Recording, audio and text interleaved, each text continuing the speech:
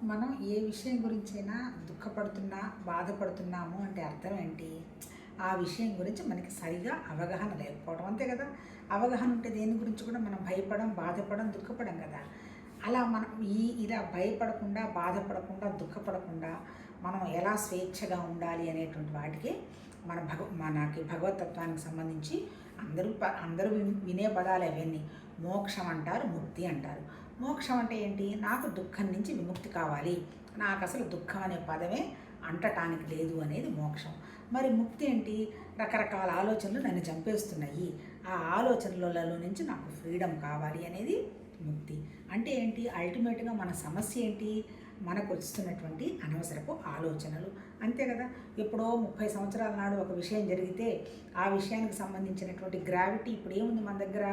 ఏమీ లేదు. అంతే కదా! ఎవరో మనని కొట్టిపోయారు.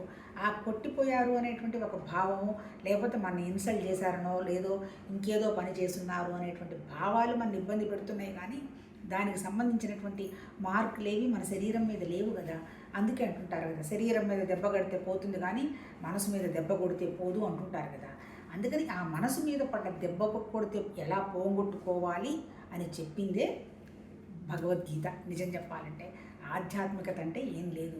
ప్రస్తుతంలో 24 గంటలు ఆ జరిగిపోయిన విషయాల మీద మనసు పెట్టకుండా, జరగబోయే విషయాల గురించి మనం భయపడకుండా మన మనస్సుని మనం ఎలా ట్యూన్ చేసుకొని, మన ఇంద్రియాలను ఎలా కంట్రోల్ చేసుకొని భౌతికంగా కనపడుతున్నదంతా ఇదంతా రామలీల, కృష్ణలీల, ఇదంతా ఒక నాటకం.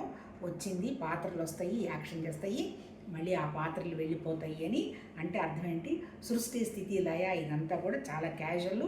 ఇదంతా కూడా ప్రకృతిను నిరాకారమైనటువంటి పరమాత్మ తత్వంలో నుంచి వ్యక్తమైందనేటువంటి విషయంగా మనం అవగాహన చేసుకుంటూ గనక పోతే దాన్ని జ్ఞానం అన్నారు. ఎప్పుడైతే అలాంటి జ్ఞానం వస్తుందో మనకు ఉన్నటువంటి దుఃఖం కానీ, మన ఆలోచనలు కానీ పటాపటా వెళ్ళిపోతాయి. అంతే.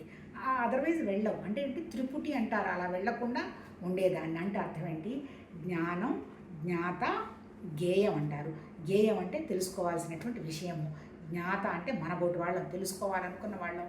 ఈ రెండింటికి మధ్య తెలుసుకోవాల్సినటువంటి విషయం ఏంది? అది జ్ఞానం. ఏం జ్ఞానం తెలుసుకోవాలి? భౌతికంగా మనకు అన్ని విషయాలు తెలుసు, తెలియంది ఏం తెలియదు. కాకపోతే ఎప్పుడు వచ్చాం, ఎలా ఉన్నాం, ఎలా పోతామో, ఏం జరగబోతుంది అనేటువంటి విషయం మనకి పూర్తి అవగాహన లేదు. దానికి సంబంధించిన విషయాన్ని కనుక్కోవాలనేటువంటి విషయమే భగవతత్వానికి సంబంధించిన విషయం. అందుకే ఎట్లా చెప్పాడు భగవద్గీతలో? పని చెయ్యి కానీ ఫలితం ఆశించవాకు, అప్పుడు నీకు ఎలాంటి లాభ నష్టాలు అంటావు. అలాగే ఇంద్రియాలను కంట్రోల్ పెట్టుకో, ధ్యానం ఉపవనం చేసి ఒక విషయం మీద మనసు పెట్టు.